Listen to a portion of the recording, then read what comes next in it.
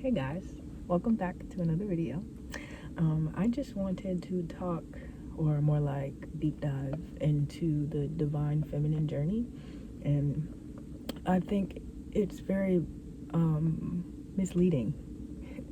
Yeah, because when you start your spiritual journey as a woman or anything with feminine energy is going to call itself a divine feminine, but I've actually been living that life for a while, and it's the hardest thing I ever had to do. You would think that you are born a woman, and you are divine, and you're feminine, and that's not true. I feel like finding my femininity has been the hardest things that I personally had to do because it was truly a choice. And like, I got the calling, but the phone could keep ringing, okay, until I answer it. So I answered the call, y'all. I answered the call, and it's been smacking me upside my head, and no wonder why like my body or my spirit didn't want to go to divine feminine, because in order to be a divine feminine, you truly have to love yourself. And like, I used to get mad when people be like, do you love yourself? Like, I know, because I do love myself, and I love myself a lot. But the difference is, in the divine feminine journey, you have to love the community. Like, you have to love yourself enough to put yourself aside to love on somebody else. And I mean, like, we're doing that subconsciously, but when we find our power, it makes us want to reserve our energy. But that's not what we're supposed to do as divine feminines. We're supposed to give our love back out. So it's been really hard, and there's an automatic like ego boost with it, because like as soon as you accept the call of being a divine feminine, like your aura is going to shine, like, and unfortunately a lot of like masculine figures are going to want to take care of you, and as a feminine you have to allow people to take care of you.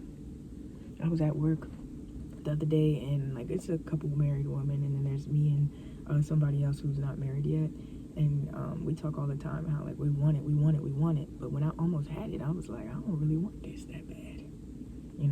I'm talking to the married girls, and I'm just like, honestly, I feel like the hardest part of being in love is allowing myself to be loved, because that's true divine femininity, knowing your worth enough to give your love to the right person, to accept their love for what it is. Because most of the time when somebody wrongs us or they do us wrong or we're irritated with them, the first thing we want to do is cut them off. As a divine feminine, you can't do that.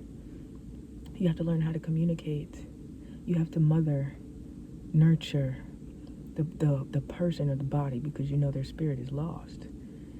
So it, like, being a divine mother is irritating as heck. Because yes, all these hoes is my sons, okay, and they all need an ass whooping. You feel me?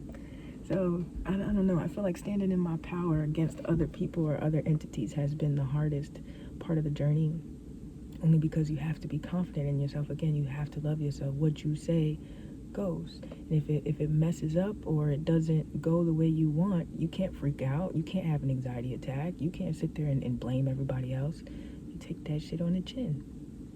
And it's not even like a turn the other cheek. It's like okay, this didn't happen because of this reason, and next time I will do this, and this happened because of this. It's all about analyzing, not putting your emotions into it, and again, standing in your power and your decisions, and no matter the outcome.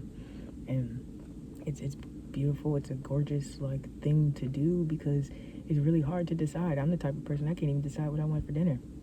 My phone is propped up on my dinner right now. You know what I'm saying? Like, I don't know what to do. I don't care. You know what I'm saying? And that's not cool. As a divine feminine, we're supposed to lead, or more like guide the divine masculine. And if we don't know what to do internally, then what are they doing? And let me ask you, what are the divine masculines doing right now? Absolutely nothing. They're running. They don't know what to do, because until the divine feminine stands in their power, divine love can't reunite. Now let's talk about divine love, because divine love is hard too. And again, it's accepting other people's love for what they have versus your capacity of, I guess, acceptance, like how much you're willing to accept. But again, like, it's just being graceful. it's being grateful, for your energy, because that's not you, that's God, So divine love is really a beautiful, beautiful journey. But the divine feminines, I think when you get there, it's going to be amazing. It's smooth sails. But the journey to the divine love is the hardest, because you have to shed yourself. You literally have to die. Like, you have to understand that you're going from somebody doing everything to allowing somebody to take half of your plate, and being confident that whoever you chose for the other half of that plate is going to deliver and do what you need them to do. And you think, like, a lot of the divine power and femininity, you think of like sexy and black or red, and sexual, and seductive, I think would be the word. And that's not true. If I could put a color to it, I would say like red and orange, only because it's creative love. Like you create as a divine feminine. You are birthing literally something new beginnings, new people, new ideas, new adventures. Like, all of that is from the divine feminine. So you have to know what you like, what your divine masculine likes, to create that whole. They are going to follow you. So if you're not there all the way, your foundation is going to crumble. And this is a daily thing. Like, every morning you have to wake up and choose yourself and choose to be divine. But it's okay. It's okay. Creativity is important in divine femininity, because you are meant to create.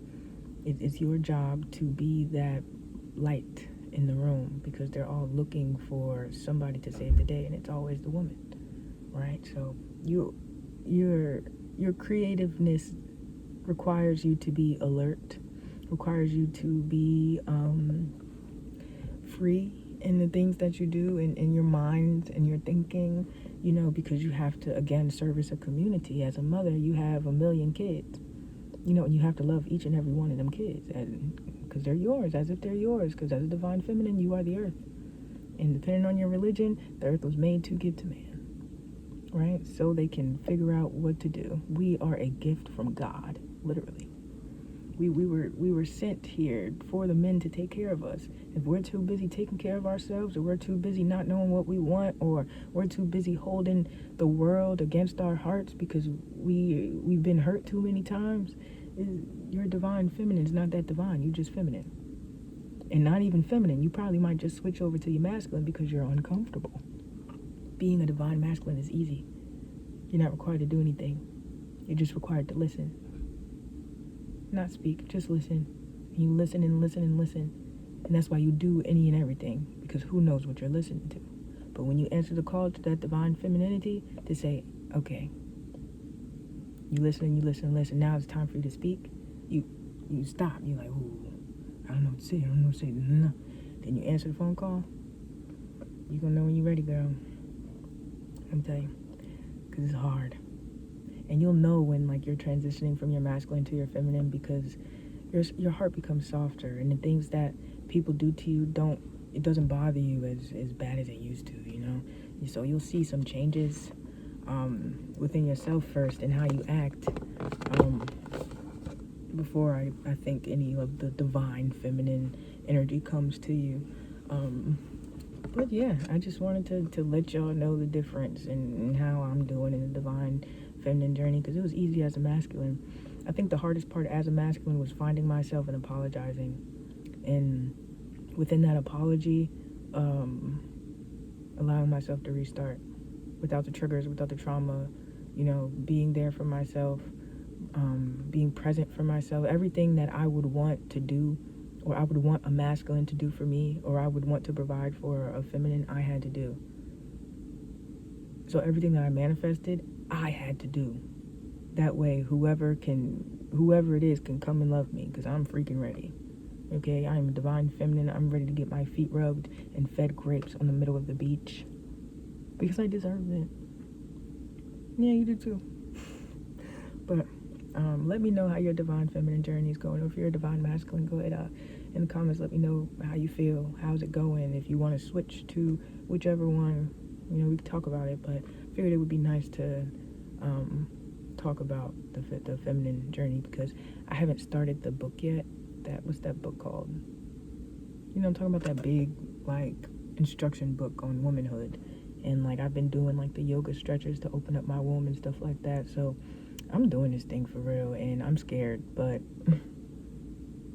as long as I'm divine, there's no need to be scared, right? Good luck.